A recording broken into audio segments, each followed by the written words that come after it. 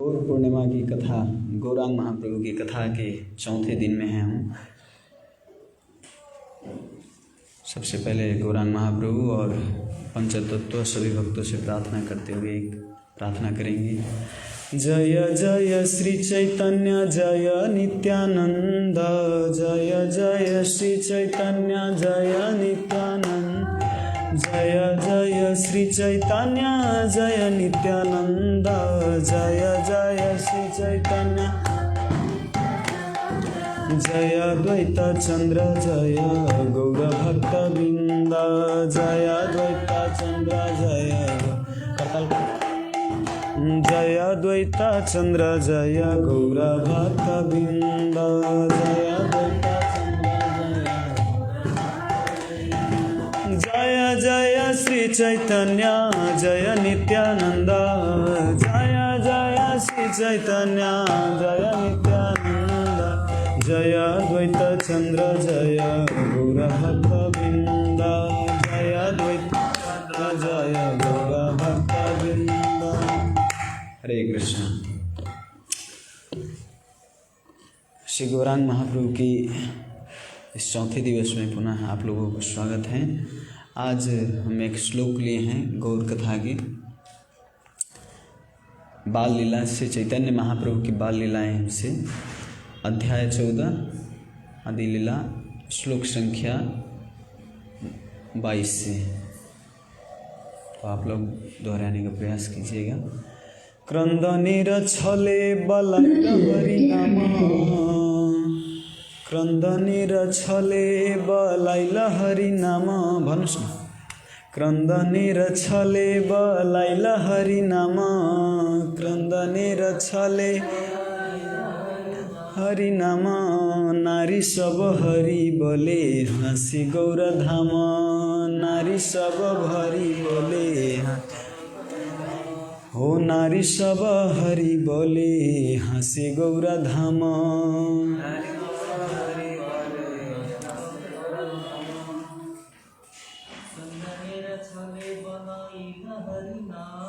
क्रंदनेर छले बलाइल हरि नाम,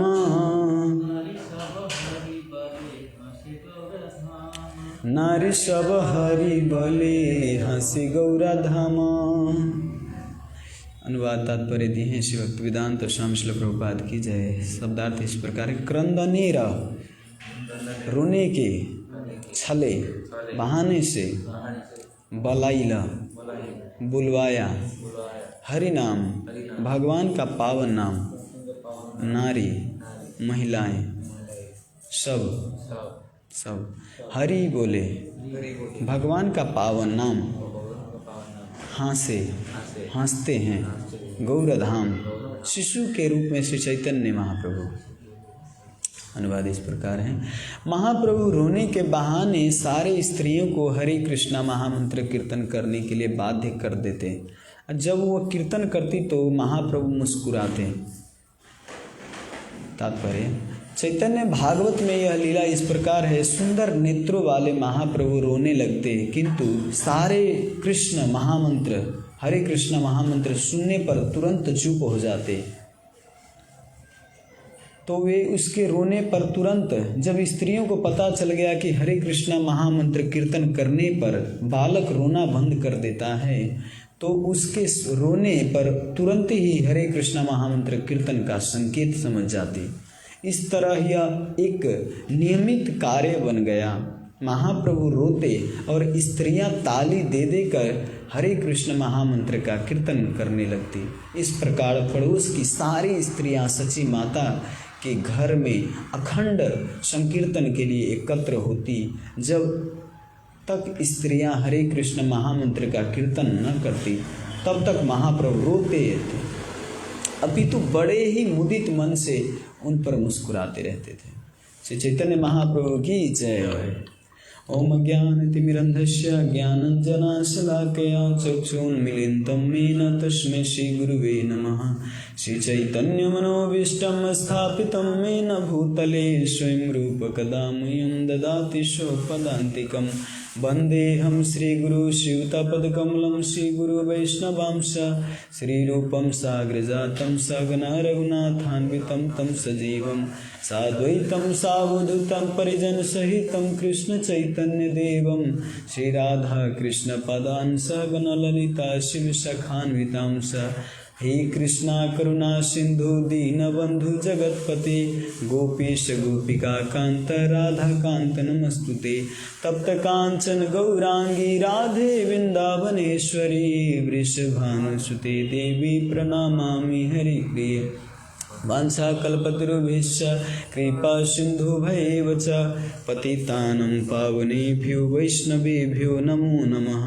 नमो विष्णुपादाय कृष्णपृष्ठाय भूतले श्रीमते भक्तिवेदान्त स्वामीति नामिने नमस्ते सरस्वती देवे गौरवाणी प्रचारिणे निर्विशेष शून्यवादी पाश्चात्य देश तारिणे जय श्री कृष्ण चैतन्य प्रभु नित्यानंद श्री अद्वैत गदाधर शिवासादि गौर भक्तविंद हरे कृष्णा कृष्ण कृष्णा हरे हरे हरे राम राम राम हरे हरे। हरे कृष्णा। कथा प्रारंभ करने से पहले सभी वैष्णव श्रील प्रभुपाद जी और श्री चैतन्य महाप्रभु के विशेष अनुकंपा की याचना करूँगा। और जहाँ पे श्री चैतन्य महाप्रभु बंगाल देश में जन्म लिए, वो ऐसी बंगाल जगह है, बंगाल देश मतलब वहाँ पे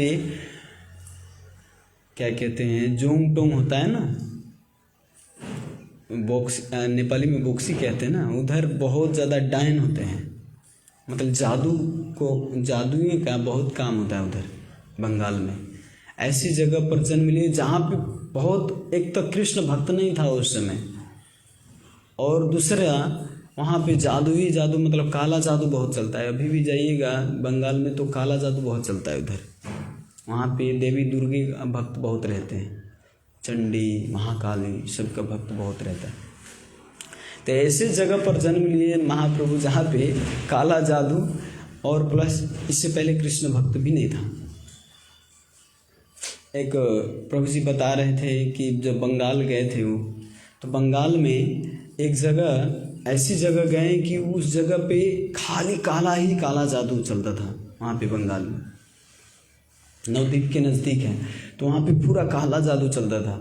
तो बहुत लोग बताएं कि वहाँ पर मत जाइए सब लोग, क्योंकि वहाँ पे जाएंगे तो हो सकता है आपको कुछ बना के वहीं पर सुगा बना के या गधा बना के वहीं पर रख देंगे।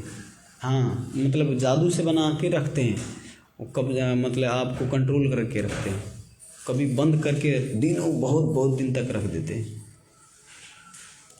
तो प्रभु जी गए थे वहाँ पर, तो उन पर एक बुढ़िया देखे, तो सब लोग बताएं कि ये जो बुढ़िया है सबसे भयंकर, सबसे ज़्यादा काला जादू जानने वाला यही बुढ़िया है। तो उनके नज़दीक, कम से कम गांव में प्रवेश कर गए, लेकिन उनके नज़दीक मत जाने। बुढ़िया के नज़दीक जहाँ बोलते थे नहीं जाने के लिए, वहीं पर वो प्रभु जी गए थे।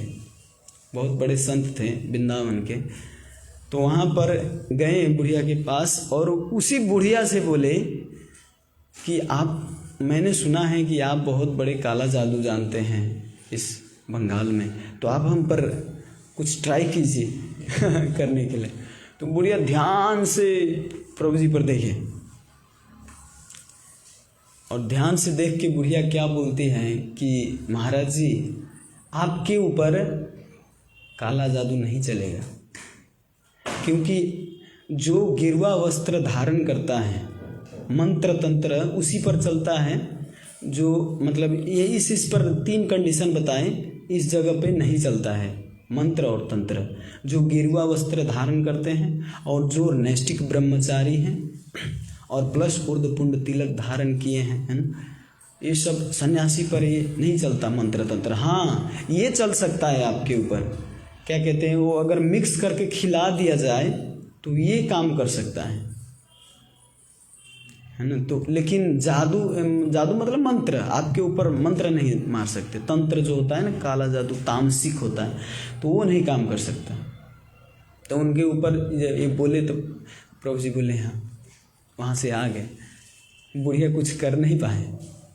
तो बंगाल ऐसे जगह पे श्री चैतन्य महाप्रभु जन्म लिए, जहाँ पे सबसे ज़्यादा पतित लोग होते हैं, जहाँ पे सबसे ज़्यादा अधम लोग होते हैं, है ना। आए तो पूरा संसार पृथ्वी आज नगर आदि ग्रम सर्वत्र प्रचाय हुई भी मोरा नाम है। महाप्रभु तो पूरा जगत को तारने के लिए, पूरी पृथ्वी को तारने के लिए आए, लेकिन आए ऐसे जगह पे जहाँ सब जगह फैल सके। तो चैतन्य महाप्रभु के जन्म के विषय में बताया जाता है, कल तो जन्म के विषय में सुने, इससे अब बाल लीलाएं के बारे में शुरू होता है। चैतन्य महाप्रभु छोटे 1 वर्ष से सांप वाली लीला कल सुने। इसके बाद चैतन्य महाप्रभु 3 महीने के थे 3 महीने के थे। तो उस समय सची माता चंद्रमा को दिखा के बोलते हैं, चांद को बोलते, कभी कभी सची माता भाव में चांद से बात करने लगते, कहते चांद आपके अंदर दाग है, आप आओ नीचे, मैं आपको सफा करके और निमाई को खेलने के लिए दूंगा, ऐसे बोलते थे कभी कभी। और निमाई कभी कभी चंद्रमा को देख के कहते थे हमको वो चांद चाहिए। जो क्या कहते, पक्षी अगर उड़ता था तो पक्षी उड़ता देखता तो बोलते कि वो पक्षी चाहिए। इतना जिद करते थे और रोने लग जाते थे, खूब रोते थे, कितना रोने पर भी चुप नहीं होते थे। लेकिन यहाँ पे आज के जो प्यार हैं, आज के प्यार में जो कि कितना भी रोते थे, चुप नहीं होते थे, लेकिन जब हरे कृष्ण महामंत्र गाते थे तो चुप हो जाते थे। हरे कृष्ण महामंत्र गाते ही एकदम से चुप हो जाते थे। लेकिन एक बार तो हद हो गई, हद ही हो गई, क्योंकि महामंत्र गाने पर भी चुप नहीं हो रहे थे, रोते जा रहे थे सब गांव के लोग फिर नवद्वीप वासी जो थे वो अपने पुत्र से ज़्यादा आसक्त निमाई के प्रति थे, क्योंकि भगवान सर्व आकर्षक है, तो भगवान के प्रति सबका आकर्षण होता है ना। अपने पुत्र से ज़्यादा निमाई को मानते थे, तो निमाई को मिष्ठान ले आके देते थे, महामंत्र सुनाते थे, लेकिन फिर भी चुप नहीं होते थे। कितना भी किए चुप नहीं हुए। तब जाके बाद में पूछे क्या चाहिए निमाई, बोलो ना, तुम बोलो तो सही क्या चाहिए। तब कहते हैं जगदानंद पंडित और माधवानंद पंडित एक है, जगदीश पंडित रहते हैं बगल में, वो भोग बना रहे हैं, हमको वो भोग चाहिए। अब सच्ची माता तो सुन के आश्चर्यचकित हो जाते हैं कि भगवान के लिए, जो नारायण के लिए भोग बन रहा है, ये बालक भोग मांग रहे हैं, तो ये तो बड़ा अपराध है ना। इसीलिए हम लोग प्रसाद बोलते हैं कि हमको प्रसाद खाना है, भोग नहीं खाना है ना। ये भोग है, 56 भोग है ना, ये भोग भगवान के लिए यूज किया जाता है। जो भगवान को अर्पित नहीं किया जाए उसको भोग बोला जाता है। इस संसार में सब भोग वस्तु है, तो भोग किसके लिए होता है, समझ रहे हैं ना। भोग वस्तु भगवान के ही लिए होता है, प्रसाद केवल मनुष्य के लिए होता है। इसीलिए भगवत गीता में कहते हैं भोक्ताराम यज्ञ तपसाम सर्वलोक महेश्वरम, है ना। भगवान ही भोक्ता है, ये सारे जगत के ईश्वर, हम उनके प्रसाद के रूप में ग्रहण कर रहे हैं संसार में। तो सब जब तक भगवान को अर्पण करके नहीं खाते हैं आप, तो आप भोग खा रहे हैं, इसका अर्थ आप पाप खा रहे हैं। इसीलिए तो भगवान कहते हैं ना, जो भोग लगा के नहीं खाता वो पाप खाता है। अब इधर निमाई भोग मांग रहे हैं, निमाई इधर सच्ची माता को आश्चर्य लगा कि भोग मांग रहे हैं, कैसे हम इसको दूँ। और उधर जगदानंद पंडित उनके घर से अब भोग कैसे लाएं, तो बोले नहीं हमको वो भोग चाहिए ही चाहिए, बिना भोग के मैं चुप लगी हूँ नहीं। और रोए जा रहे हैं। तब जाके सच्ची माता उनके घर लेके गई निमाई को लेके गए वहाँ पर। तो जब निमाई को देखे जगदानंद पंडित, तो देखते ही पहचान गए, और निमाई को बैठा के, मतलब निमाई को लेके गोद में, और जहाँ पे नारायण का विग्रह था उनके साइड में निमाई को बैठा के भोग लगाए। इससे पहले जगदानंद पंडित को दर्शन भी दिए थे निमाई। तो पता, जो शुद्ध भक्त होते हैं पहचान जाते। कभी कभी अगर नहीं पहचान रहे हैं शुद्ध भक्त तो भगवान ही चाहते हैं ये ना पहचाने, है ना। जब पहचान जाते हैं तो भगवान के ही कृपा से पहचान पाते हैं। एक बार ऐसे ही हुआ, सची माता सो रही थी दूसरे रूम में और जगन्नाथ मिश्र दूसरे रूम में, सची माता के साथ निमाई सो रही थी। तो रात को क्या देखती हैं सची माता की, बहुत सारे देवी देवता नीचे आए हैं और निमाई को लेके ऐसे उच्च गद्दी पे रत्न सिंहासन पे बैठा के, केवल देवी देवता मतलब शिव ब्रह्मा आदि सभी देवी देवता आए थे वहाँ पर। हम लोग संध्या आरती गाते हैं ना शाम को, कि जय जय गौरा चांदे आरती को शोभा जाना भी तट बने जग मन लोभा जाना भी तट बने जग मन लोभा। सब कि वह जयो जयो गौरा चांदे, गौरांग महाप्रभु रत्न सिंहासन पे बैठे थे, चांद जैसे दिख रहे थे। वहाँ पे आरती का शोभा हो रहा है, आरती सब कर रहे हैं, ब्रह्मा आदि शिव देवी देवता सब गा रहे हैं कि वह जयो जयो गौरा चांदे रत्न सिंहासने आरती करे ना ब्रह्मा आदि देवगाने। तो ब्रह्मा शिव आदि देवता वहाँ पे आरती कर रहे हैं रत्न सिंहासन पे बैठ के। सच्ची माता तो देख के आश्चर्य, सपने में, लेकिन देख के आश्चर्य उनको पूरा सच में हो रहा है ऐसा लग रहा है। और देख के सच्ची माता आश्चर्यचकित हो रहे हैं कि मेरे बाल निमाई को ये लोग क्या कर रहे हैं, कहाँ से आए हैं देवी देवता लोग, ये लोग इतने लोग हमारे घर में भीड़ क्यों लगा है। सच्ची माता को आश्चर्य हो रहा था। थोड़ी देर के बाद जब आरती हो जाता है तो निमाई को फिर जाके उस बेड पे सुला देते हैं। सच्ची माता एक्चुअली डर के और निमाई को लेके और रूम में चले जाते हैं जहाँ पे जगन्नाथ मिश्र सोए होते हैं, जल्दी से जाके वहाँ पे लेके जाते हैं। तो देवी देवता ब्रह्मा आदि शिव सब गेट पर प्रतीक्षा कर रहे हैं। तो निमाई आके उनको बोलते हैं कि आप हमारे पीछे मत पड़ो, नहीं तो जो रस हमारे माता पिता को मिल रहा है वो रस मिलेगा नहीं, इसीलिए आप जाइए और हरे कृष्णा महामंत्र का कीर्तन कीजिए, भगवान नाम जप कीजिए। तो फिर देवी देवता वहाँ से गए। एक बार तो ऐसा ही हुआ कि जो जगन्नाथ मिश्र थे और सच्ची माता थे वो शालिग्राम शिला के पूजन करते थे। उनके शालिग्राम शिला के नाम था दामोदर शिला। हर्ष नरसिंह शिला है ना, और सब शिला होते हैं ना, गिरिराज शिला, तो सब शिला में वो उनके पास जो था वो दामोदर शिला था। तो दामोदर शिला को हर रोज़ 2 घंटा देके सेवा करते थे जगन्नाथ मिश्र, 2 घंटे। हमारे काठमांडू में भी एक भक्त हैं सुभने चैतन्य प्रभु, वो भी शालिग्राम सेवा के निष्ठापूर्वक रोज करते हैं। सुबह सुबह बहुत टाइम देते हैं, 1-1.5-2 घंटा सुबह सुबह देते हैं। एक दिन 2 दिन, एक साल 2 साल करे तो अलग बात है, लेकिन कंटिन्यू करते हैं प्रभु जी, बहुत अच्छी बात है। तो जगन्नाथ मिश्र शालिग्राम सेवा रोज करते थे दामोदर शिला की। एक बार क्या हुआ, जब निमाई को बोले कि मेरा पुस्तक लाओ, श्रीमद् भागवतम लेके आओ, मैं पढ़ना चाहता हूँ। तो निमाई छोटे से बालक थे और गए, नटखट करते करते उनके पाँव धीरे धीरे गए, पाँव से चलते चलते, लेकिन गिर रहे थे, फिर उठ रहे थे, गिर रहे थे, उठ रहे थे। तो जगन्नाथ मिश्र देखते हैं कि निमाई ला पाएगा कि नहीं ला पाएगा पुस्तक।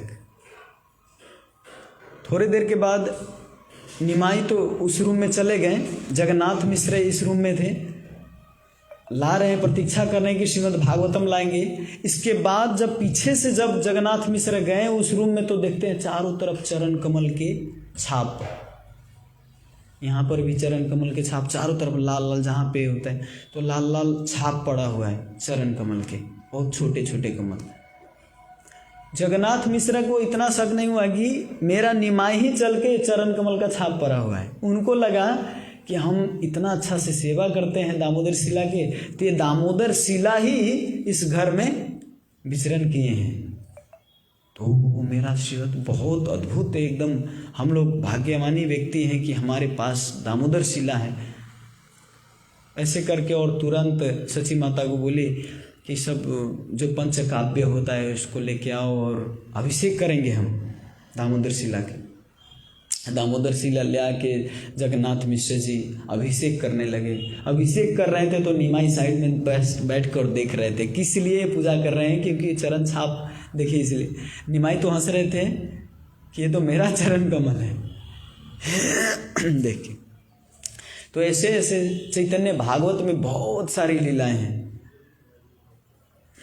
एक बार निमाई बहुत नटखट, आप सुनेंगे तो वास्तव में तो विश्वास नहीं लगेगा, भगवान का भी ऐसा क्रियाकलाप होता है क्या? भगवान कृष्ण के लीला से भी ज़्यादा नटखट चैतन्य भागवत में और ज़्यादा नटखट काम किए हैं, ऐसे ऐसे लीलाएं की हैं। जैसे भगवान कृष्ण माँ से भी ऐसे ऐसे प्रश्न पूछते थे, माँ देखो तो ये गैया अभी अभी जन्म लिया है और इसका दांत आ गया, मेरा 6 महीना हो गया मेरा दांत नहीं आया, ये बहुत बड़ा अन्याय हो रहा है मेरे साथ, ऐसे कैसे हो सकता है? ये दांत अभी अभी बछड़ा जन्म लिया, इसके पास दांत है और मेरे पास दांत नहीं। तो सुधा मैया उसको समझाते थे कि उसके में और तुम्हारे में अंतर है। निमाई भी ऐसा ही करते थे, कभी कभी इतने नटखट लीलाएं करते थे। कभी कभी ब्राह्मण लोग स्नान करने जाते थे तो स्नान करते तो जाके और आगे ध्यान धाके बैठ जाते थे निमाई, पूरा एकदम से ध्यान में, और कहते हैं ब्राह्मण लोग हमको दर्शन करो, मैं ही परम परमेश्वर हूँ, तुम क्या ध्यान धारण कर रहे हो गंगा में जाके, मैं परमेश्वर हूँ, मेरा दर्शन करो। क्या ध्यान में दर्शन करके होता है ना? अभी हम लोग कीर्तन करते थे, कई लोग आके सोहम सोहम जपते हैं और कई लोग मतलब कुछ नहीं बोलते, एकदम से ध्यान में रहते हैं। कीर्तन हो रहा है, कीर्तन गाना चाहिए, भगवान का दर्शन। एक्चुअली कली काले नाम रूपी कृष्ण अवतार, नाम हित है सर्व जगति निस्तार, भगवान के नाम गाना चाहिए। और वहाँ पे स्वयं निमाई भगवान दर्शन देने के लिए वहाँ पे खड़े, तो कहते ब्राह्मण लोग हमको दर्शन करो, तू क्या ध्यान धारण करके दर्शन करने का प्रयास कर रहे हो? तो ब्राह्मण लोग कहते हैं निमाई भाग यहाँ से, भगाते थे उसको डांट मार के। वो बच्चे, उनके लिए तो बच्चे मानते थे, फिर भी निमाई अब इससे जब कह के नहीं मानते थे तो निमाई क्या करते थे, मुख में पानी कूला लेके उसके मुंह पर फेंक देते थे। देखिए तो ऐसे ऐसे नटखट। और ब्राह्मण जो पूजा करने के लिए, शुद्धि करने के लिए स्नान करने आते हैं, ध्यान धारण करते हैं, गायत्री करते हैं गंगा जी में जाके, उसके ऊपर मुख में कूला लेके फेंक दिए थे, तो उसके लिए अशुद्धि था। लेकिन भगवान चाहते थे उसको और पवित्र कर दिए, कूला फेंक देते। और इससे भी नहीं मानते थे तो महाप्रभु निमाई अंदर पानी के अंदर घुस जाते थे और जहाँ गायत्री कर रहे तो टंगरी खींच के और पकड़ के खींचते थे। ओ कह रहे कौन है, जैसे हम लोग स्नान करते हैं तो साथी लोग में करते हैं ना, दूसरे का टंगड़ी पकड़ के और खींचते थे, को लगता है पनडुब्बी आ गया। पानी में कौन रहता है? पनडुब्बी कहते हैं उसको। पानी में जो भूत रहता है, बाहर जो भूत रहता है उसको पिशाच या ये सब कहते हैं, लेकिन पानी में भी भूत होता है जो पानी में क्या कहते हैं, प्राण छोड़ते हैं। तो ऐसा माना जाता है कि वो पानी में ही प्रेत बन के रहता है, तो उसको पनडुब्बी कहते हैं। पनडुब्बी, पानी में डूब के रहने वाले, इसीलिए पनडुब्बी, पानी में डूब के रहने वाले। तो उसको ब्राह्मण लोगों को लगा कि पनडुब्बी आ गया क्या, पैर तानने लगते थे। जब थोड़ी देर के बाद निमाई निकलते तो फिर उसको खदेड़ते थे दूर दूर तक, फिर भी निमाई नहीं मानते थे। ऐसे हलचल मचा देते थे, कभी कभी घर में तो बर्तन सब फोड़ फाड़ देते थे, तेल को बिखेर देते थे चारों तरफ। खाना भी जब कृष्ण भगवान अपने घर में, यशोदा मैया के घर में, वहाँ पे क्या करते थे, कभी कभी दही और दूध पूरा बिखेर के और पूरा लिपन पोतन कर देते हैं। हम लोग गोबर से और पानी से लिपन पोतन करते हैं, कान्हा पूरा एकदम दही से लिप देते थे, चारों तरफ दूध से लिप देते थे। और जब जाते थे, गोपियाँ प्रवेश करती थी घर में, तो दही का लेपन तो एकदम चिपली क्या कहते हैं उसको, फिसल जाते हैं ना, फिसलने वाला बना देते थे कि जाके गिरे और हम लोग है ना, हंसने के लिए ऐसे ऐसे वो बनाते थे। तो ये सब लीला सुन के एक्चुअली प्रभुपाद जी बताते हैं तात्पर्य में कि केवल और केवल नवद्वीप वासियों को प्रेम को बढ़ाने के लिए ऐसे ऐसे लीला करते थे, है ना। सच्ची माता को प्रेम को बढ़ाने के लिए ऐसे ऐसे मनोहर लीला करते थे। तो वृंदावन दास ठाकुर इसमें बहुत सुंदर वर्णन किए हैं। तबे कत दिन कैल पद चंक्रमना, शिशुगणे मिले कैल विविध खेलना। कहते कुछ दिनों के बाद महाप्रभु पाँवों से चलने लगे और वे अन्य बालकों के साथ मिलने जुलने लगे, तरह तरह के खेल सिखाने लगे। महाप्रभु सिखाते थे, महाप्रभु खेल और दूसरों को सिखाते थे और खुद भी करते थे। आगे कहते हैं, एक दिन सची खाई संदेश आनिया, बाटा भरी दिल बैला खाओ तबसिया। सची माता एक दिन बड़े प्रेम पूर्वक सुंदर संदेश बना के, संदेश जानते हैं, मिठाई होता है, संदेश बहुत प्रेम से, माँ के हाथ का संदेश बहुत प्रसिद्ध है भारतवर्ष में, संदेश बना के खिलाते हैं। जैसे हमारे नेपाल में वो क्या कहते हैं, गुलगुल सेल रोटी ना, हाँ, ज़्यादातर सेल रोटी कोई भी फेस्टिवल में ज़्यादातर बनाते हैं। तो उधर इंडिया में आपको संदेश बनाते, संदेश स्पेशल। तो निमाई के लिए सच्ची माता एकदम, जैसे एक दिन यशोदा मैया कान्हा के लिए माखन बनाने के लिए जो सुबह से लेके तैयार किए थे, वैसे ही सच्ची माता एक दिन सुबह से लेके संदेश बनाने के प्रयास किए थे, बहुत सुंदर, बहुत मीठा संदेश। और आके कहते, निमाई मैं तुम्हारे लिए बहुत सुंदर संदेश बनाया हूँ, बहुत अच्छा मीठा, तुम इसको बैठ के और प्रेम पूर्वक खाओ, ग्रहण करो इसको। तो निमाई आगे कहते हैं, इत बलि गिला सची गृह कर्म करीते, लुकाई लागिला शिशु मृतैका खाईते। जब सची माता घर के गृह काम में बिजी हो गए, इनको संदेश दे खा के खिलाने के लिए बैठा के, तुम खाओ प्रेम पूर्वक, मैं घर का थोड़ा काम काज कर लेता हूँ, और घर के काम काज करने चले गए। निमाई इधर बैठ के उस संदेश को ना खा के मृतिका, बंगला में मृतिका कहते हैं मिट्टी को, है ना, तो संदेश छोड़ के मिट्टी खाने लगे। आप क्या आगे मिट्टी रख दे और संदेश रख दे तो क्या खाएंगे? लेकिन यहाँ पे बहुत बड़ी शिक्षा देते हैं चैतन्य महाप्रभु, छोटे बालक के रूप में भी अपने माँ के द्वारा संसार को शिक्षा देने के लिए। देखिए आगे आगे क्या करते हैं, संदेश को छोड़ के और मिट्टी खाने लगते हैं। तो आश्चर्य लगता है, मिट्टी, तो थोड़ा देर के बाद जब देखते तो मिट्टी खा रहे हैं।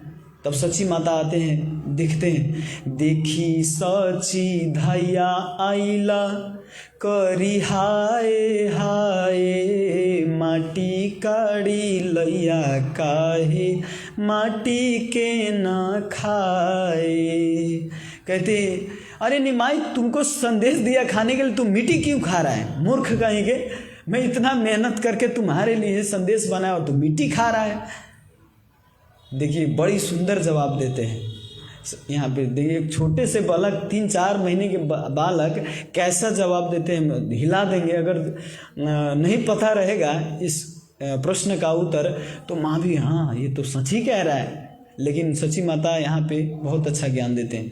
इस देखिए क्या कहते हैं निमाई, कांदिया बोले ना शिशु के ने कर रोसा, तुमी माटी खाईते मोरा की बदोसा। कहते माता आपने मीठी खाने के लिए दिया और मैं मीठी खा रहा हूं, तो इसमें क्या अंतर है? आपने तो मीठी खाने के लिए दे रहे हैं। उस संदेश को भी मीठी समझ रहे थे निमाई, क्योंकि आगे बताते हैं निमाई कि ये मिट्टी क्या विकार ही तो ये संदेश है। मिट्टी से आकाश, पानी, वायु और 5 जो तत्व होता है, कौन कौन? पृथ्वी, जल, अग्नि, आकाश, वायु और एक और छूट गया। हाँ ऐसे क्रम रूप से नहीं जाते तो भूल जाते हैं। तो ये 5 तत्वों से बना है मिट्टी, है ना ये संसार, और ये संदेश भी उसी से आया है। तो इस संदेश में और इसमें क्या अंतर है? माँ को बोलते हैं तो माँ भी थोड़ा देर देखते देर रह जाते हैं कि मेरा इसमें क्या दोष है? आपने तो मीठी खाने के लिए दिया तो मैं मीठी खा रहा हूँ, मेरा इसमें क्या दोष है? तो कहते हैं माटी देह माटी भक्ष्य देख बिचारी अबिचारे देह दोष की बलि ते पारे। कहते हैं ये माटी का ही सब कुछ विकार है और मैं माटी खा रहा हूँ। प्रभुपाद जी इस तात्पर्य में बताते हैं कि निमाई ऐसा क्यों कर रहे हैं। ये तो मायावाद फिलॉसफी है ना, मिट्टी है, ये भी मिठाई है और ये भी मिट्टी है, मतलब मिठाई मिट्टी में तो कोई अंतर नहीं, दोनों बराबर है। जीव और परमात्मा दोनों बराबर है, ये दोनों बराबर है। तो इसीलिए यहाँ पे निमाई शिक्षा दे रहे हैं अपने माँ के द्वारा कि माँ अब इसमें क्या जवाब देते हैं। सांसारिक लोग बहुत ज़्यादा ऐसा ही सोचते हैं ना, मायावादी लोग। तो यहाँ पे माँ के द्वारा शिक्षा देने के लिए मिट्टी खा रहे। तो माँ आगे कहते हैं अंतरे विस्मित सची बलिला तिहारे माटी खाइते ज्ञान जोग सिखाइला तोरे। सची माता आश्चर्यचकित हो जाती है और बालक मायावाद दर्शन बोल रहा है, अतएव बोले तुम्हें यह दार्शनिक तर्क वितर्क किसने सिखलाया? इतने छोटे से बालक को ऐसे दार्शनिक तर्क भी, ब्राह्मण पत्नी थी, थोड़ा बहुत तो पता ही था मायावाद के बारे में, तो तुमको इतने छोटे से बालक के बारे में कैसे पता हुआ दार्शनिक ये सब? एक बार श्रील प्रभुपाद जी को भी ऐसे ही बोले थे कि स्वामी जी ये सब एक है, सब कुछ एक है। तो इस समय ऐसा था, ठंड का मौसम था। श्रील प्रभुपाद जी बोले कि ठीक है, तो सब कुछ एक है तो एक कपड़ा उतार के और एक धागा लपेट लो, है ना। एक कमीज है, कमीज और एक धागे में अंतर है, अंतर है कि नहीं?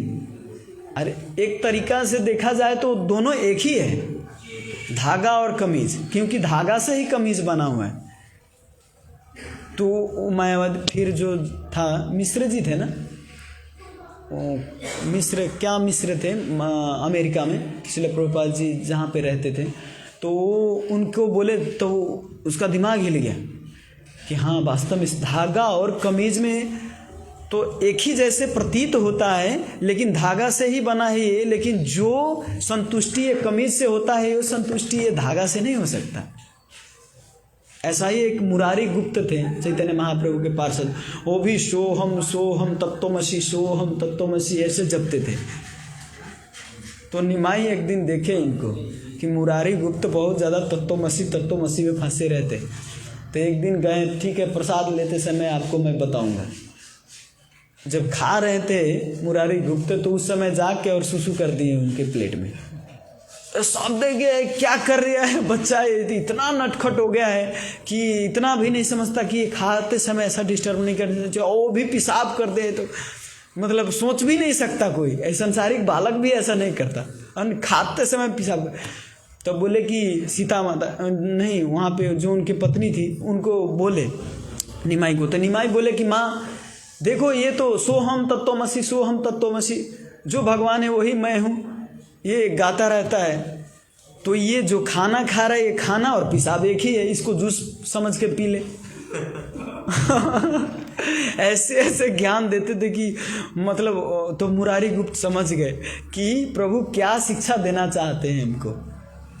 तो निमाई ऐसा ही शिक्षा यहाँ पर सची माता को देने कर रहे हैं। तो यहाँ पे सची माता देखिए क्या कहते हैं, माटीर विकार अन्न खाइले देह पुष्ट है, माटी खाइले रोग है देह जाए छाए। सची माता कहते हैं कि इस माटी के विकार को खाते हैं, माटी का विकार ये संदेश है, तो ये खाते हैं तो आदमी क्या होता है, हिष्ट पुष्ट तंदुरुस्त होते हैं, अपना जीवन चलाते हैं। इसी माटी के विकार से अन्न जल सब निकला है, माटी के विकार से। लेकिन ये माटी नहीं खा सकता। माता के बहुत अच्छा उदाहरण देके समझाते। लेकिन ये माटी खाएंगे तो क्या कहते हैं, रोग है देह होए क्षय, देह भी क्षय होता है और रोग लगता है मिट्टी खाने से। तो सची माता बहुत सुंदर उदाहरण देके समझाते हैं। दार्शनिक लोग को जब ये बात बताएंगे तो वो लोग ये सिद्धांत उसके अंदर छिड़ता ही नहीं, घुसता ही नहीं, कितना भी ये सिद्धांत बोलेंगे। जैसे शंकराचार्य का सिद्धांत है ना, भज गोविंदम गोविंदम भज मूढ़ मते संप्राप्ते सन्निहिते काले नहीं रक्षति डुक्रिन करने। शंकराचार्य तो स्पष्ट कह रहे गोविंद का भजन करो, गोविंद का भजन करो, गोविंद का भजन करो। इस व्याकरण, ये सिद्धांति इस तुमको बचाने वाला नहीं है कोई इस संसार में। लेकिन मायावाद लोग इस पर क्या अर्थ लगाते हैं, हमको आश्चर्य लगा इस अर्थ को सुन के। हमको लगता था कम से कम ये गीत नहीं सुना होगा उन लोगों ने, इसीलिए ऐसा लगता है कि वो भ्रम में है, मायावाद मानते भगवान को। लेकिन बाद में पता चला ये लोग भजन भी ये सुनते हैं, लेकिन इसका अर्थ क्या लगाते हैं, भज गोविंदम गोविंदम भज मूढ़मते। तुम मूर्ख लोग हो, जितने वैष्णव लोग, जितने लोग गोविंद का भजन करते हैं ये सारा मूर्ख है, इसीलिए तुम गोविंद का भजन करो। हम लोग विद्वान लोग हैं, हम लोग योगी हैं, हम लोग मतलब भगवान का परमात्मा से साक्षात्कार कर सकते हैं। हम छोटा मोटा उद्देश्य नहीं रखते, तुम लोग का छोटा मोटा उद्देश्य है, इसीलिए तुम गोविंद का भजन करो। हम लोगों का बड़ा उद्देश्य है परमात्मा साक्षात्कार करने, आत्म साक्षात्कार का, ब्रह्म में विलीन होने का। तो वो लोग ऐसे मानते हैं कि जो मूर्ख लोग हैं वो गोविंद का भजन करते हैं, गोविंद का। इसीलिए शंकराचार्य बोले कि मूर्ख लोग, तुम लोग गोविंद का भजन करो, तुम लोग के बस की बात नहीं है ये सब, ऐसे अर्थ लगाते हैं। लेकिन आप ये भगवत गीता किंचित हिता गंगा जललव कनिका पीता सकृद पिए न मुरारी समर्चा क्रियते तस्य यमेन चर्चा। इसमें तो स्पष्ट रूप से बताया गया है कि भगवत गीता का पठन करना चाहिए हर रोज, थोड़ा भी कम से कम भगवत गीता का पठन करना चाहिए। गंगा जललव कनिका पीता, गंगा जी का थोड़ा सा भी जल पीना चाहिए, ग्रहण करना चाहिए, है ना। क्रियते मुरारी समर्चा, मुरारी का थोड़ा सा समर्चा, अर्चा मतलब अर्चन, पूजा करना, मुरारी का थोड़ा सा कम से कम पूजन करना चाहिए। क्रियते तस्य यमेन चर्चा, उस व्यक्ति का यमराज के द्वारा चर्चा भी नहीं होता, मतलब दंड देने की बात दूर है, चर्चा भी नहीं होता उनके विषय में कि वो व्यक्ति कैसा कर्म किए। अगर ये काम करता है कोई जीवन में, भगवत गीता रोज पाठ करता है, गंगा जी के थोड़ा सा भी जल सेवन करता है और मुरारी का थोड़ा सा अर्चन करते हैं, तो उसको कभी भी यमराज उनके बारे में चर्चा भी नहीं करते। ये सब स्पष्ट है ना माता जी, है ना, स्पष्ट है। फिर भी अस्पष्ट बात को भी इसको अलग अर्थ लगाते हैं सब मायावादी। यहाँ सची माता देखिए यहाँ पे बहुत अच्छा तरीका से निमाई को बता रहे हैं। आगे कहते हैं, माटी रवि कारे घटे पानी भरी आनी, माटी पिंडे धरी जबे सोसी है पानी। कहते मिट्टी के ही रूपांतर एक घड़े में आसानी से पानी लाया जा सकता है। मिट्टी का ही बनाया वो जो मटका होता है, क्या चीज़ से बनता है, मिट्टी का बनता है ना। तो हम एक ढेला लेते हैं, ढेला लेके उसमें माटी ला सकते हैं। यहाँ पे सची माता बताती हैं कि अगर उसी मिट्टी के विकार के जो मटका है उसमें मैं पानी ला सकता हूँ, उससे पानी पी सकता हूँ। लेकिन यही मिट्टी में अगर मैं पानी पीने का प्रयास करूँगा तो वो पानी सोख लेगा, है ना। अगर आप ऐसे ज़मीन में पानी डालोगे तो पानी सब अपने आप ख़त्म हो जाएगा ना, चूस लेगा उसको धरती, या मिट्टी चूस लेगा उसको, उसमें अड़ेगा ही नहीं, आप पी भी नहीं पाएंगे, उसका उपयोग नहीं कर पाएंगे। लेकिन उसी मिट्टी का विकार जो मटका है उससे हम पी सकते हैं। निमाई को समझा रहे हैं इसे। तो यहाँ पे प्रभुपाद जी बहुत सुंदर तात्पर्य में बताते हैं कि एक स्त्री सची माता जो दार्शनिक को ये प्रतिवादन के लिए बहुत एकदम महत्वपूर्ण है। सची माता ये सब दार्शनिक से लड़ने के लिए सब उनके पास ज्ञान था पहले से, क्योंकि ब्राह्मण पत्नी थी, और प्लस केवल ब्राह्मण पत्नी ही नहीं, प्लस बहुत बड़े भक्त थे भगवान के, है ना। जैसे आप पहले सुना कि दामोदर शिला का पूजन करते थे, है ना, नारायण का पूजन करते थे। तो और स्वयं ये जो यशोदा मैया है वही यशोदा मैया सच्ची माता के रूप में है, तो साधारण माता है नहीं। तो ये बहुत अच्छा उदाहरण दे के समझा रहे हैं। आगे कहते हैं, आत्मा लुकाइते प्रभु बलिला ताहारे, आगे के नाई ह माता ना सिखाइल मोरे। निमाई कहते हैं, माता आपने इतने दिन से छिपा के क्यों रखे ये बात? पहले बता दिए होते तो मैं संदेश खाता, ये मिट्टी नहीं खाता। आप इतने दिन से छिपा के रखे थे, अभी तो 4-6 महीना हुआ है, इसी में कहते इतने दिन से छुपा के कहाँ रखे, कब बताएं इनको ये क्या। लेकिन इस लीला से हम लोगों को समझा रहे हैं, कोई भी लीला के पीछे बहुत बड़ा राज रहता है। ऐसे ही जैसे प्रभुपाद जी भगवत गीता के तात्पर्य में बताते हैं कि भगवान इस संसार में लीला इसीलिए केवल करते हैं कि कृष्णमय बनाने के लिए, कृष्ण भावना अमृत बनाने के लिए ही लीला करते हैं।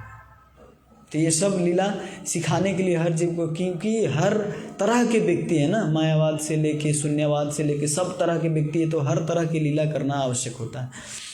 तो यहाँ पे दूसरे उल्टे ही निमाई डांट रहे माता को कि आप हम पहले से बताए होते तो मैं मिट्टी नहीं खाता, संदेश खाता। तो फिर देखिए निमाई और जोर से, चोर बोले जोर से कहते हैं, और जोर जोर से बोलते हैं, कहते हैं, ए बे से जानी ल आर माटी ना खाइब, क्षुधा लगे जबे तबे तुम्हारा स्तन पीब।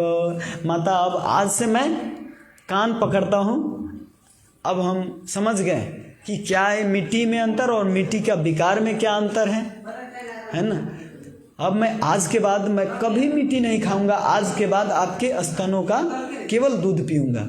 और ये कहते निमाई उनके गोद में चढ़ जाते हैं। देखिए, इत बलि जननीर कोलेते चढ़िया, स्तन पाने करे प्रभु ईशत हंसिया। और हंसते हंसते निमाई, हरे कृष्णा प्रभु जी, हरे कृष्णा प्रभु जी, क्लास हो रहा है, थोड़ा धीरे से, लाइव भी जाता है ना, हल्ला उल्ला सब। तो ये हंसते हंसते निमाई अपने माँ के गोद में चढ़ गए और स्तनपान करने लगे। आगे कहते, ए माते नाना छले ऐश्वर्य देखाए, बाल्य भाव प्रकटिया पश्चात लुकाए। इस तरह महाप्रभु ने बचपन में विविध बहानों से विभिन्न अधिक ऐश्वर्य प्रदर्शित करते हुए ऐश्वर्य दिखला चुकने के बाद स्वयं को छिपा लेते। कभी कभी ऐश्वर्य को प्रकट कर देते निमाई, और ऐश्वर्य को प्रकट करके और फिर छिपा लेते। इसको योग माया कहते हैं, है ना। ऐश्वर्य दिखा के भी योग माया से ढक देते कि ये नहीं, ये मेरा पुत्र है। तो ऐसे ऐसे लीला करते थे। एक दिन की क्या बात है, आगे एक लीला बताते हैं कविराज गोस्वामी। अतिथि विप्रेर अन्न खाइल 3 बार, पूछे गुप्त से विप्रे करिला निस्तार। एक दिन की बात है, ये सब विस्तार से, ये लीला विस्तार में बताया गया है चैतन्य भागवत में, लेकिन छोटे छोटे से ले रहे हैं। क्योंकि ये विस्तार से क्यों नहीं बता रहे हैं कविराज गोस्वामी, क्योंकि इससे पहले चैतन्य भागवत में वृंदावन दास ठाकुर बता चुके हैं, इसीलिए यहाँ पे सीधा डायरेक्ट बोल रहे हैं कि विप्रे करिल निस्तार, विप्र को उद्धार के लिए निमाई 3 बार भोग को ग्रहण किए थे। इस छोटे में एक ही प्यार में पूरा कथा ही खत्म कर दी, लेकिन यहाँ पे प्रभुपाद जी चैतन्य चरितामृत के तात्पर्य में पूरा विस्तार से बताते हैं कथा। एक बार क्या हुआ था, एक तैर्थिक ब्राह्मण आया था। तैर्थिक ब्राह्मण मतलब जिसका उद्देश्य ही होता है केवल तीर्थयाटन करना, है ना। भिक्षाटन किए, तीर्थ यहाँ किए वहाँ किए, चारों तरफ तीर्थ ही करते रहते हैं। कहीं भी आराम मिल गया वहाँ पे आराम किए, फिर तीर्थयाटन, फिर तीर्थयाटन, ऐसे ऐसे करते थे। ये लीला एक्चुअली भगवान श्री कृष्ण जब थे, बाल लीला उनका था, गोकुल में भी आए थे वो ब्राह्मण। वही ब्राह्मण फिर निमाई के लीला में आए हैं। आप गर्ग संहिता पढ़ोगे तो गर्ग संहिता में डिटेल में बताए हैं, हरिवंश पुराण में भी बताए हैं ये सब लीला। भागवत में ऐसे ऐसे टच किए हैं, लेकिन हम आचार्य द्वारा अगर आप टीका पढ़ेंगे तो टीका में सब कथा को विस्तार से बताते हैं। प्रभुपाद जी का भी तात्पर्य में देखेंगे तो सब टीका एकदम जमा करके वो उसमें बताए हैं। तो यहाँ पे प्रभुपाद जी बताते जो तैर्थिक ब्राह्मण थे वो भ्रमण करते करते करते करते और सची माता के घर आई। और जगन्नाथ मिश्र जो थे एक ब्राह्मण थे और वैष्णव भी थे।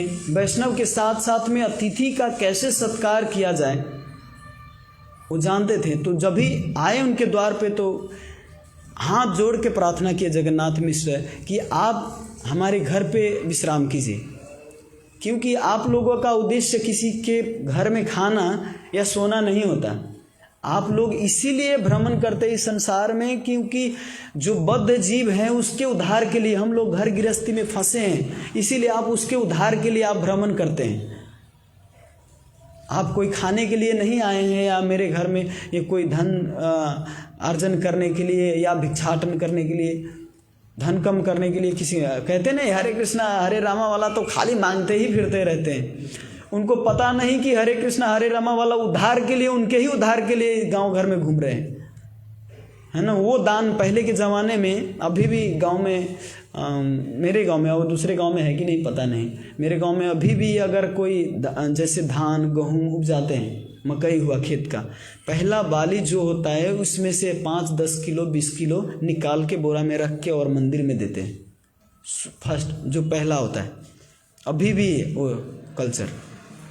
तो पहले अपने आप से दान देने जाते थे, लेकिन अब आजकल अपने आप से दान देने ही नहीं आते, इसीलिए घर घर में जाना पड़ता है मांगना, है ना। तो यहाँ पे अभी भी उस समय भी कोई तैर्थिक ब्राह्मण थे, अभी तो वही तैर्थिक ब्राह्मण इस्कॉन के भक्तों के रूप में है, जहाँ पे भ्रमण कर कर के ब्रह्मचारी सन्यासी के रूप में हर जगह पे लोग कल्याण के लिए जाते हैं। तो वहाँ पे जो तैर्थिक ब्राह्मण थे तो उनको बहुत प्रार्थना की कि हम लोग घर गृहस्थी में फंसे हैं महाराज, आप आइए हमारे घर में विश्राम कीजिए, रहिए, सेवा का मौका दीजिए। ऐसा बताया जाता है कि घर में आया हुआ व्यक्ति को कम से कम उसके लिए, अपने लिए हो चाहे ना हो, उनके लिए तो कम से कम खाने के लिए रहने के लिए व्यवस्था तो करना ही चाहिए। इवन भिक्षा मांग के हो चाहे कुछ भी हो, कभी भी अतिथि का निरादर नहीं करना चाहिए। अगर आप खिला भी नहीं सकते तो कम से कम पानी उसको तो पिला ही दीजिए, और कम से कम पानी भी नहीं पिला सकते तो कम से कम वचन से मीठा तो बोल दीजिए उनसे, कैसे हैं, कितने दूर से आए हैं, थके होंगे, मतलब वचन से भी आप अच्छा बोल दीजिए। आजकल वचन से भी नहीं बोलते हैं, है ना।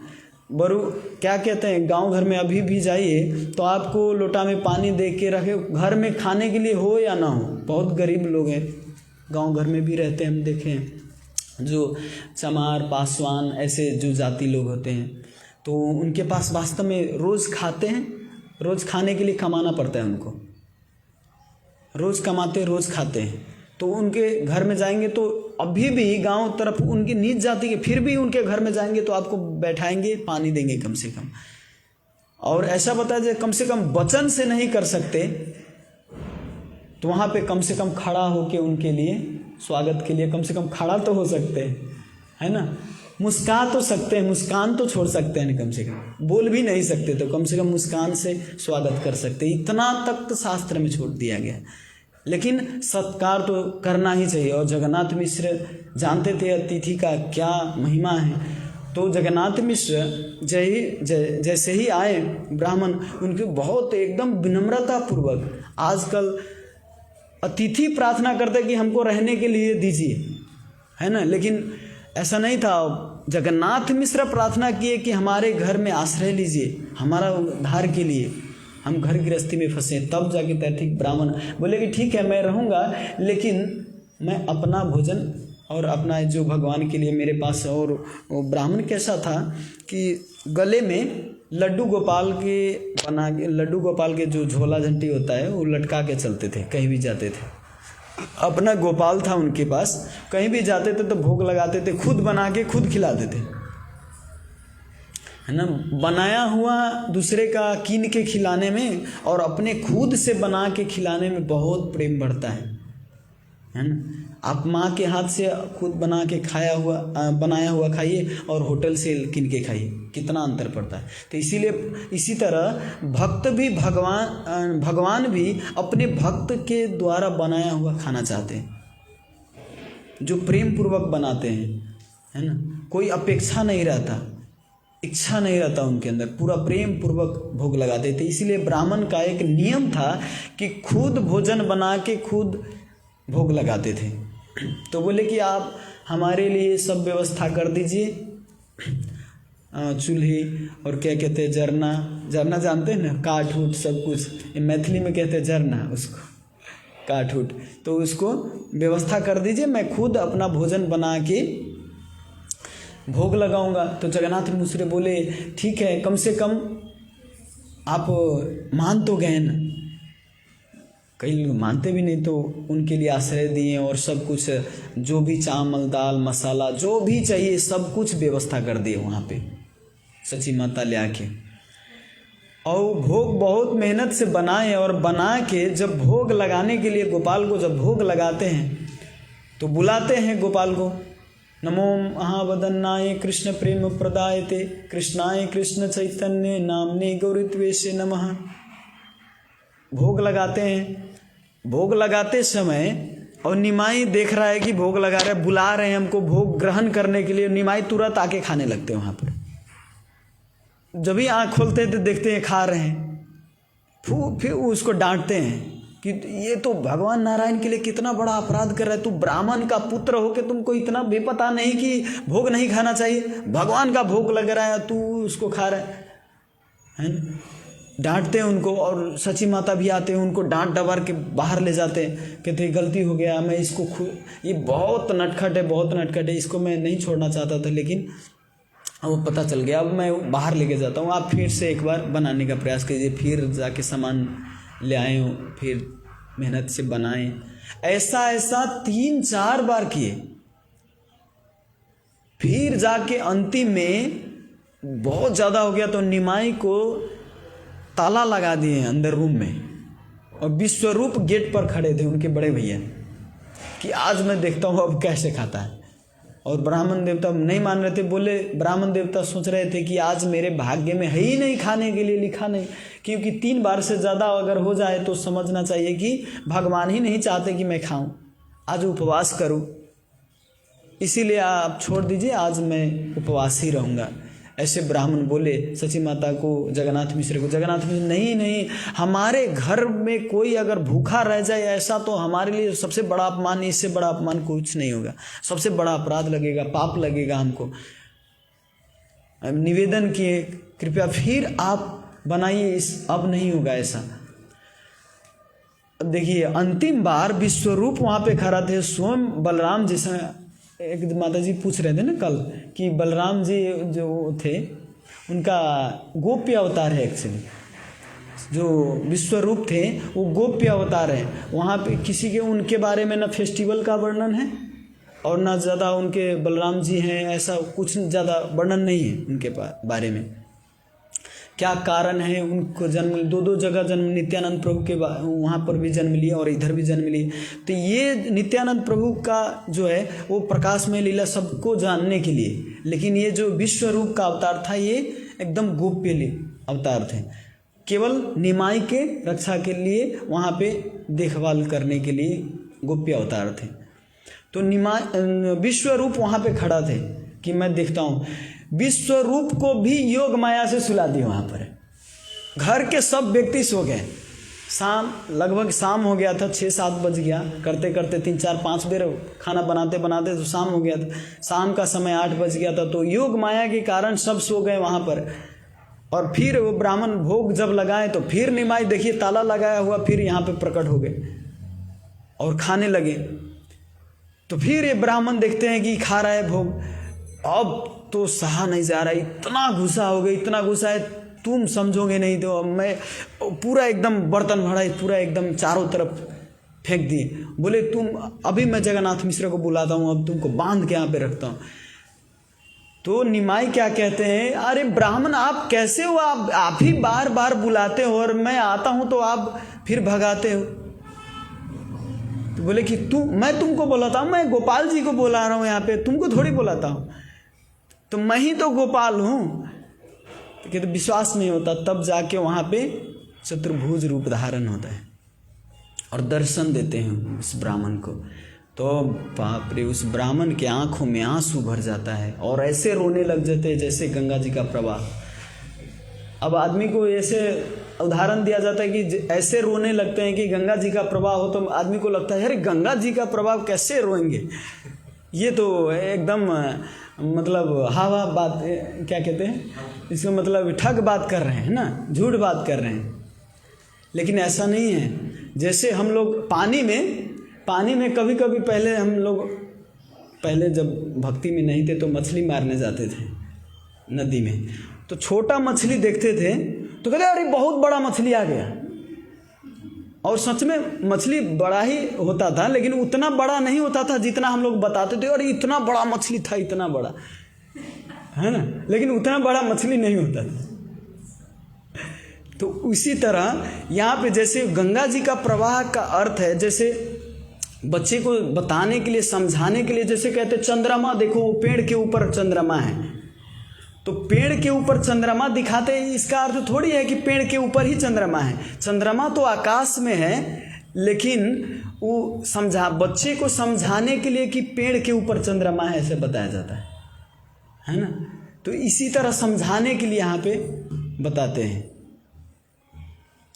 कौन प्रसंग चला था भूल गया मैं, इधर बोलते हाँ, गंगा जी जैसा उनके प्रवाह होने लगा, अश्रु प्रवाह होने लगा कि मैं कैसा अपराध किया, मैं स्वयं प्रभु को बुला के खिलाने के लिए बुलाया और मैं ही खुद उनको बार बार तिरस्कार किया। कितना बड़ा अपराधी हूँ मैं, बहुत अपने को एकदम गिल्टी फील करने लगे, बहुत अपमानित अपने को फील करने लगे। तब जाके बोले कि नहीं ठीक है, कोई बात नहीं, लेकिन मैं तुमको एक गोप्य रहस्य बताता हूँ। मैं यहाँ पर कुछ और ज़्यादा दिन मैं यहाँ पे रहने वाला हूँ, लगभग 48 दिन मैं यहाँ पे 48 साल यहाँ पे लीला करूँगा नवद्वीप में, यहाँ भारतवर्ष में। तुम किसी को मत बताना कि मैं ही, तुमको तो दर्शन दे दिया, लेकिन तुम किसी को मत बताना कि मैं ही कृष्ण के अवतार हूँ। नहीं तो जो लीला आस्वादन मैं कर रहा हूँ, जो लीला आस्वादन मेरे माता पिता कर रहे हैं, जो आने वाले हैं लीला, वो सब बंद हो जाएगा। इसीलिए मैं तुमको पहले से सावधान करता हूँ, ये किसी को मत बताना। ये लीला पूरा चैतन्य भागवत से चैतन्य चरितामृत सब जगह वर्णन है। महाप्रभु कह रहे हैं किसी को मत बताना है ना। एक्चुअली भगवान, हम सोच रहे थे सुबह सुबह, विचार किया कि ऐसे ऐसे लीला करते हैं भगवान, भक्त के रूप में अवतार लिए ना, भक्ति कैसे करना ये सिखाने आए ना भगवान। लेकिन ऐसे ऐसे मतलब चमत्कारी लीला करते हैं कि मनुष्य द्वारा असंभव है वो लीला। भगवान ऐसे ऐसे लीला करके दिखाते हैं और कहते हैं विष्णु विष्णु कहते तो कान ऐसे बंद करते थे कि विष्णु हमको नहीं, हम विष्णु नहीं है, मैं तो विष्णु का भक्त हूँ, है ना। तो ऐसे ऐसे कोई जगह पे फिर एकदम ऐश्वर्य लीला दिखा देते थे। तो ऐसा क्यों करते, मैं तात्पर्य पढ़ रहा था तो उसमें तो नहीं लिखा था, लेकिन मैं ऐसे सोचा और भानुभक्त प्रभु से मैं इसके बारे में क्या व्याख्या किए। तो मैं ये निष्कर्ष निकला इससे कि महाप्रभु ऐसे ऐसे लीला क्यों करते थे, क्योंकि प्रमाण भी तो चाहिए ना, एविडेंस कि भगवान है। ऐसे भगवान के लीला होते हुए तो भगवान को विश्वास नहीं करते कि ये भगवान है। तो ऐसे चमत्कारी अगर लीला नहीं करेंगे तो कौन विश्वास करेंगे कि ये भगवान है ना। और बताते कि ये गोप्य रहस्य, किसी को मत बताना, है ना। राजविद्या राजगुह्यम बताते, ये राजविद्या एकदम गुह्य लीला है, गुह्य ये ज्ञान है, किसी को मत बताना। लेकिन सारा संसार को ही अर्जुन को सुना दिए, सारा संसार को दिए, है ना। तो ये वास्तव में भगवान दिखाने के लिए वास्तव में ये गुप्य लीला है, लेकिन ये वही समझ सकता है जो भक्त है। तो यहाँ पे बताते हैं उनको, ब्राह्मण को, कि किसी को मत बताना, नहीं तो मैं सर्वनाश कर दूंगा तुम्हारा। ऐसे डर आगे बोले तो ब्राह्मण डर गए, बोले कि ठीक है और मैं यहीं पर रहूँगा कुछ दिन। तो ब्राह्मण 4-5 दिन वहीं पर जगन्नाथ मिश्र के घर पर ही रहे, 4-5 दिन वहाँ पे जगन्नाथ मिश्र के घर पे रहे और फिर बाद में जाके उनके लीला में भी भाग लिए थे चैतन्य महाप्रभु। निमाई वहाँ पे बहुत ऐसे लीला करते थे। तो ये इस प्यार से बताते हैं और आगे बताते हैं, चोरे लैया गेला प्रभु के बाहिरे पाइया, तारे स्कंधे चढ़ी आइला तारे भूलाइया। एक दिन क्या हुआ, 2 चोर आया निमाई के घर, 2 चोर आया। वहाँ उस चोर का उद्देश्य ही था चोरी करना है। जहाँ जहाँ पे एकदम कोमल बालक हो, सीधा साधा बालक हो, उसका गहना लेना, उसके जो आभूषण है उसको आभूषण को लेना। तो 2 चोर आया और देखते हैं चोर कि निमाई को उस दिन सची माता बहुत सुंदर गहन एकदम आभूषण लगाए थे, सुंदर मोती की माला से सजाए थे। तो चोर देखे कि ये तो बहुत छोटा सा बालक है और खेल रहा है, खेलते खेलते रास्ते पर आ गया था। तो बोले कि निमाई तुम इधर खेल रहे हो, तुम्हारा घर तो उधर है, चलो मैं तुमको घर छोड़ देता हूँ, तुम्हारे घर पहुँचा देता हूँ। तो चोर और निमाई भी बोले चलो चलो चलो मेरे घर छोड़ दो।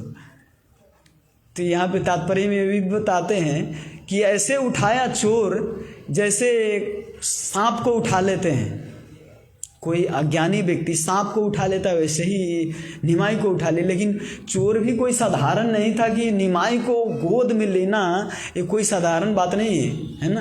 निमाई को गोद में लेके चारों तरफ घुमाना और पूरा नवद्वीप। ऐसा हुआ कि निमाई जब उसके गोद में चढ़े और आभूषण और दोनों में छलफल करने लगे, वार्तालाप करने लगे। तुम ये लेना मैं ये लूँगा, तुम ये मोती लेना मैं ये लूँगा, तुम कान के लेना मैं नाक को लूँगा। ये दोनों वार्तालाप करते करते और इधर से जाते हैं, इधर घूम के फिर जगन्नाथ मिश्र के घर पे आ जाते, फिर जाते फिर जगन्नाथ मिश्र के घर। कहते ये तो पकड़वाएगा, ये मरवाएगा, ये 4-5 बेर ऐसा हो गया, भागो, ये जान रहेगा तो धन बाद में बहुत आएगा, है ना। उसी समय वो छोड़ के और भाग गए वहाँ से। और उससे पहले सच्ची माता जगन्नाथ मिश्र, पूरा नवद्वीपवासी, वहाँ के जो भी आसपास के लोग थे सब खोज रहे थे कि कहाँ चला गया, कहाँ चला गया। जब अचानक निमाई को देखा द्वार पे, इतने देर से नहीं मिल रहा था, अचानक कहाँ से निमाई आ गया। तो निमाई को देखते ही कहते कहाँ चला गया था तू। तो निमाई कहता है मैं तो घूम रहा था गंगा के किनार पे चला गया था। 2 व्यक्ति आया तो कितना अच्छा व्यक्ति था वो, हमको गोद पे बैठा के और चारों तरफ घुमाए। भगवान को घूमने की इच्छा था अंदाज, हाँ, पूरा नदी घूमने की, इधर उधर घूमने। तो बोले कि हमको बहुत अच्छा लगा, वो गोद में बैठा के चारों तरफ घुमाए और फिर आप यहाँ पर छोड़ दिए।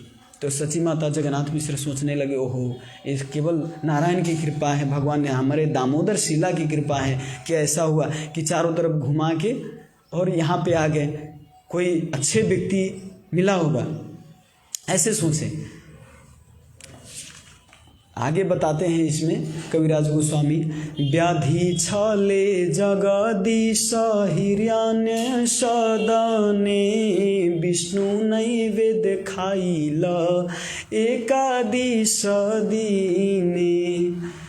इससे पहले मैं हिरण्य और जगदीश के बारे में बताया था कि उनका भोग एकादशी के दिन था और उनका भोग खा गए जाके, रो रहे थे उस दिन, इतना रो रहे थे, बोले मैं बिना भोग खाए नहीं रहूँगा, बताया था, है ना। तो उसी के बारे में यहाँ पे बताते हैं।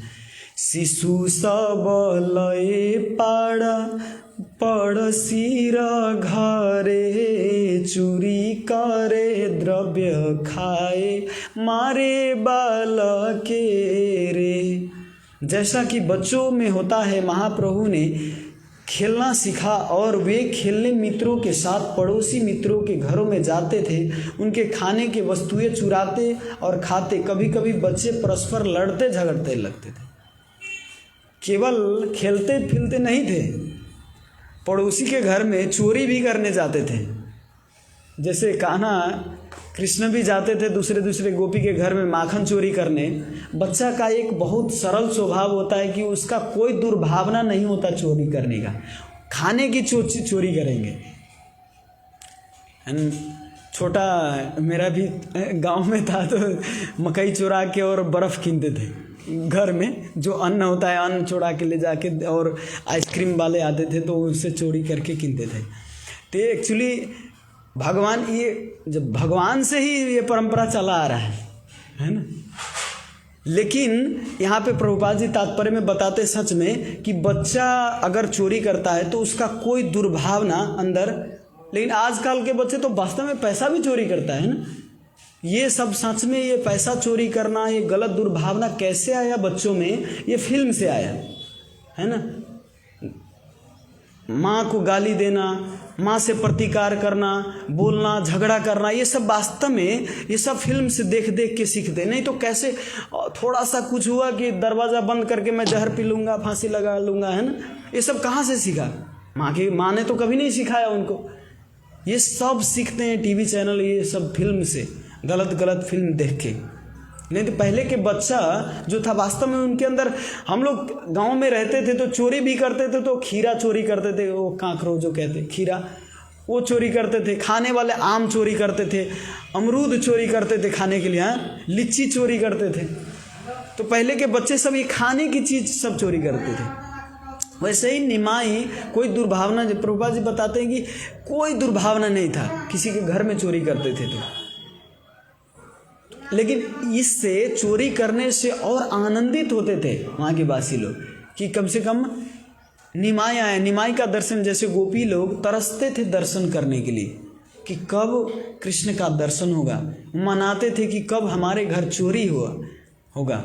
कभी कभी किसी घर में अगर कान्हा कृष्ण चोरी नहीं करने जाते थे ना, तो वहाँ पे ऐसे कट का चिन्ह लगा हुआ था।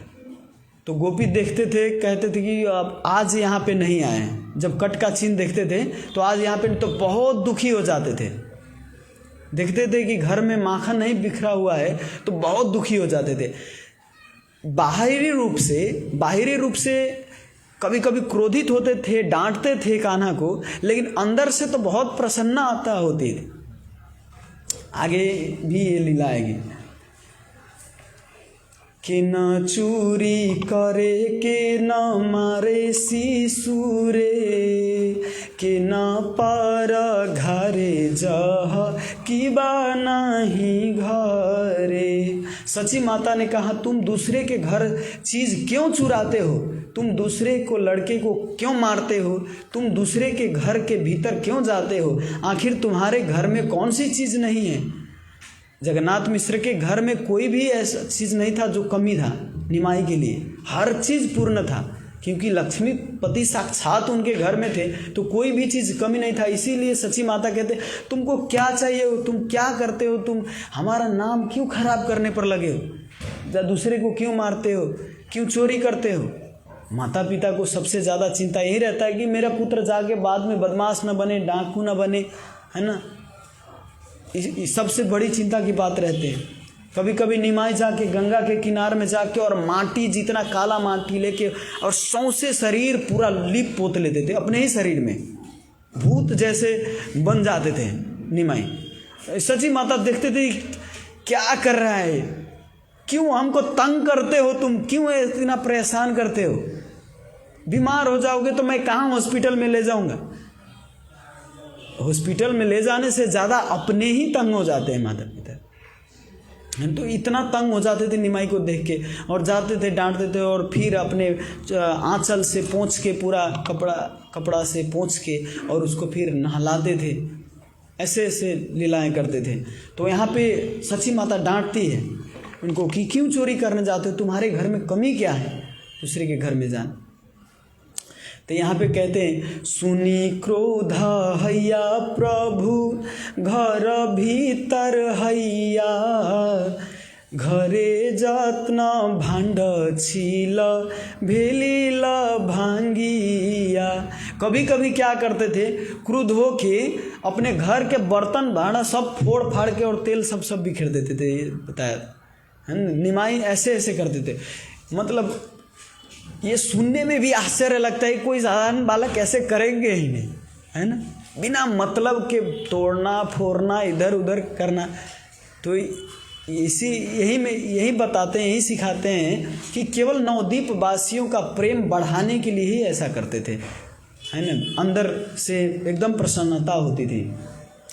तबे सची को लेकरी कराइला संतोष, लजित हैया प्रभु जानी निज दोष। तब सची माता अपने पुत्र को गोद में लेकर चुप कराती और महाप्रभु अपनी गलतियां स्वीकार करते, काफी लज्जित हो जाते, खुद चोरी करते और फिर खुद रोने लगते। और अब रोने लगते तो कोई उपाय नहीं है इनके पास छुपाने के लिए, और ज़्यादा डांटेंगे तो हो सकता है कहीं जंगल में भाग जाए, कहीं इधर भाग जाए। बच्चे लोग होते हैं, डर के भाग जाते हैं कि कहीं आज छड़ी से पिटाई करेंगे, इसीलिए 2 दिन के लिए गायब, तो हो सकता है कहीं गायब ना हो जाए, इसीलिए सची माता भी डरती थी। तो फिर अब अपने ही खुद डांटते थे और थोड़ा भी रोने लग गए तो फिर छुपाने लगते थे। भगवान कृष्ण भी ऐसे ही एक बार यशोदा मैया करधनी बांध दिए थे उनके कमर में, और कमर में वो करधनी एकदम सजाया हुआ था, मोतियों से सजाया हुआ था। करधनी लेके गई गैया चराने, और गैया चराते चराते वो करधनी कहाँ गुम हो गया पता ही नहीं। अब आते हैं गैया चरा के शाम को, तो यशोदा मैया पूछते हैं वो करधनी कहाँ है। तो कान्हा बताते हैं कि अब बहाना बनाने की कोई तो चाहिए, तो बोलते हैं कि माँ वो करधनी तो गंगा में छूट गया, यमुना में छूट गया, गंगा में नहीं यमुना में छूट गया, उसी में मैं स्नान करने गया था, उसी में छूट गया, गुम हो गया। तो यशोदा मैया कहते, अरे तुम कालिया के दमन करके गेंद ले आ सकते हो, कालिया को मारने के लिए अंदर जा सकते हो, और एक करधनी नहीं ला सकते। तो कहते माँ ये बात अभी पूरा होना ही बाकी है, ऐसा नहीं, पानी में नहीं, गैया खा गई, सुरभि खा गया। अब बहाना पर बहाना बना रही है, बहाना काम नहीं किया तो दूसरा बहाना, कहते नहीं सुरभि गाय खा गई। तो कहते हैं सुरभि गाय, चलो चलो देखते हैं, सुरभि गाय के अगर पेट में चला गया तो दिक्कत होगा। तो फिर कहते माँ अभी बात पूरा नहीं हुआ, सुरभि नहीं खाया, सुरभि खाने ही वाला था, तभी राधा रानी आगे चुरा के ले गए। तो कहते हैं यार अब शाम हो गया था, बोले कि जब राधा रानी के नाम लूँगा तो अभी बरसाना तो जाएंगे नहीं लेने। तो कहते हैं चलो चलो अभी बैलगाड़ा लेके अभी चलते हैं बरसाना, और राधा रानी से करधनी उनसे मिल भी लेंगे और करधनी भी ले लेंगे। अभी इसका कोई उपाय चला नहीं, तो खूब एकदम जोर जोर से दोनों हाथ में आंसू रख के खूब रोने लग गए, क्योंकि एक्चुअली हो गया है गुम, खो गया है, तो कहीं भी जाके वो करधनी तो मिलेगा नहीं कोई। तब जब रोने लग जाते हैं तब यशोदा मैया सोचते हैं कि अब जा भाड़ में जाए वो करधनी, हमको वो करधनी नहीं चाहिए, लाला खुश रहे, इसलिए अपने गोद में लेके और उसको स्तनपान कराने लगती है। तो ऐसे ही निमाई को डांटते थे, और जब रोने लग जाते तो फिर चुप करा के फिर ऐसे ही उनको गोद में लेके स्तनपान कराते थे। आगे कहते हैं 2-4 पढ़ के, अब समय ख़त्म हो गया है ना, 2-4 अधिक करके मैं समाप्त करता हूँ। कभू मृदु हंसते कैला माता के ताड़ना, माता के मूर्छिता देखी कराए क्रंदना।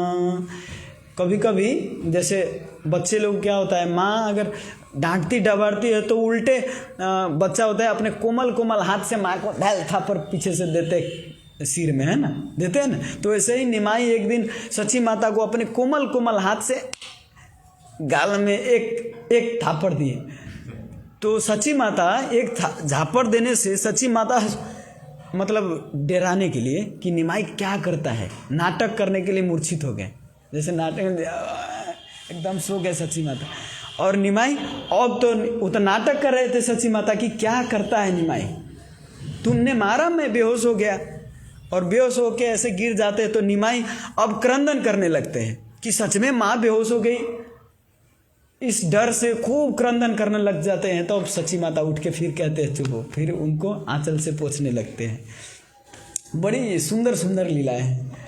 नारी गाना कहे नारी के लदेहानी, तबे सुस्था हईबे न तुम्हारा जनानी। पड़ोसी स्त्री सब जो थे वो सची माता को बताने लगे कि तुम्हारा बालक जो है बड़ा नटखट और बड़ा चंचल है, ये पता नहीं क्या क्या करता रहता है, इसीलिए हमको लगता है तुम नारियल ले आओ और नारियल पूजा करो।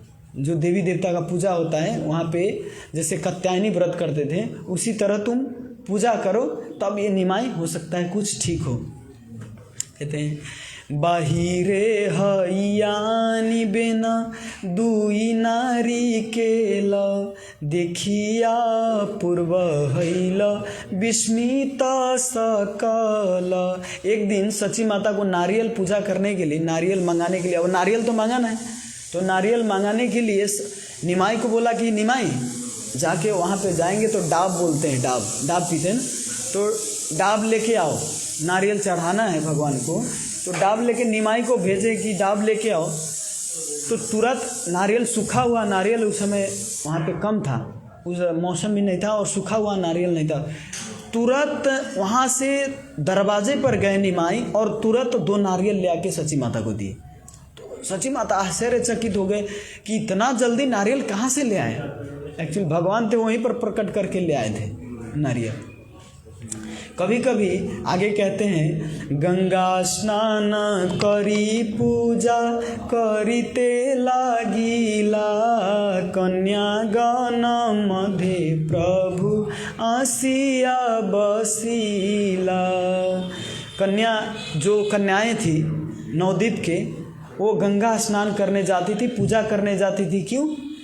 उसको पति अच्छा मिले।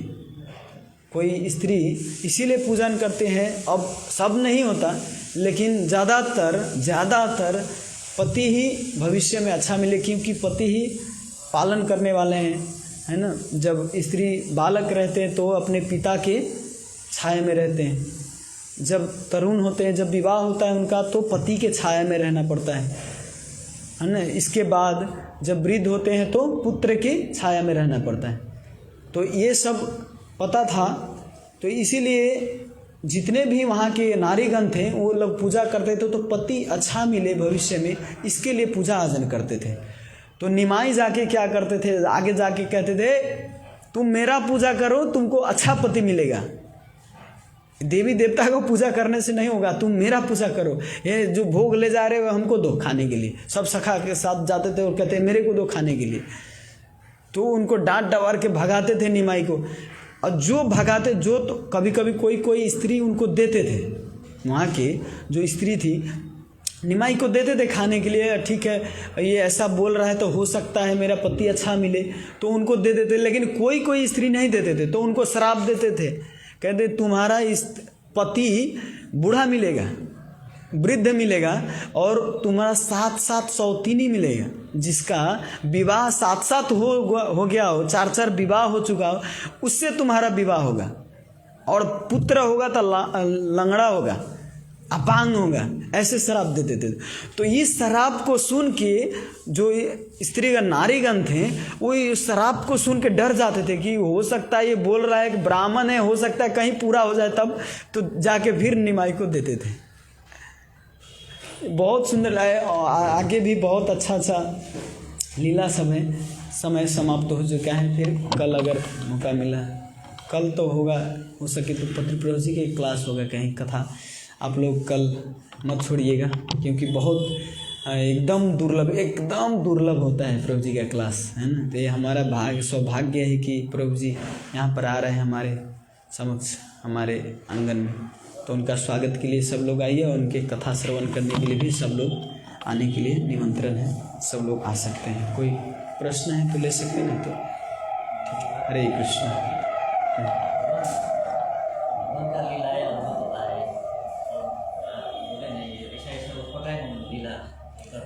हाँ,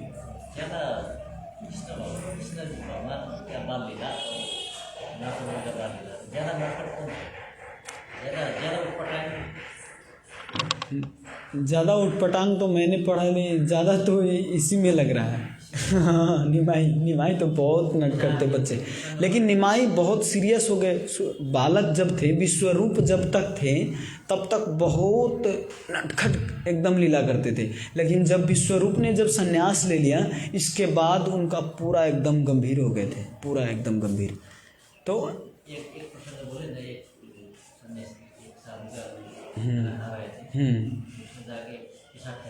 हाँ हाँ, एक्चुअली भगवान कृष्ण भी ऐसा करते थे। क्या है, अब दोनों में कौन सा ज़्यादा नटखट थे ऐसा नहीं बता सकते, क्योंकि स्वयं कृष्ण ही है यहाँ पर। जो लीला वहाँ पर किए थे वैसे लीला यहाँ पर कर रहे हैं, है ना। कृष्ण भी कम नहीं थे, कृष्ण का भी आप लीला पढ़िए, उनका तो और ज़्यादा मतलब थे, कोई कमी नहीं है। ज़्यादा उटपटांग आप कह रहे हैं, कोई कमी नहीं है सच में। इनका भी पढ़िए, ये भी उटपटांग लगेगा, उनका पढ़िए, वो भी उटपटांग, मतलब ज़्यादा नटखट दोनों थे, क्योंकि दोनों सेम है, कोई अलग अलग नहीं है ना।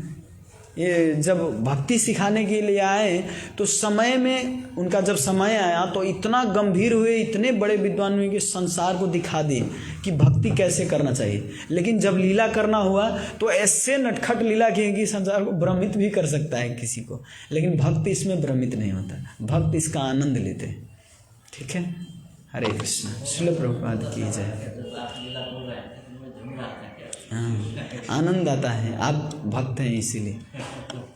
और दूसरा है, इसमें नाचते हैं भगवान हो गया ऐसा करता है क्या, कृष्ण ने 16,108 गोपी क्यों बनाए, ऐसे भगवान हो गया ऐसा करता है क्या, लोग कल्याण के लिए आना चाहिए तो चोरी करके सिखा रहे हैं, चोरी कैसे करना है ये सिखा रहे हैं, ऐसा कहीं भगवान होता है। इसी में अगर नास्तिकवाद भी होता तो ऐसा ही सोचता, लेकिन भक्त ऐसा नहीं सोचते, क्योंकि भगवान चोरी करके भी उनका पूजा होता है ना। भगवान क्या चुराएंगे, भगवान का ये सारा संसार है ना।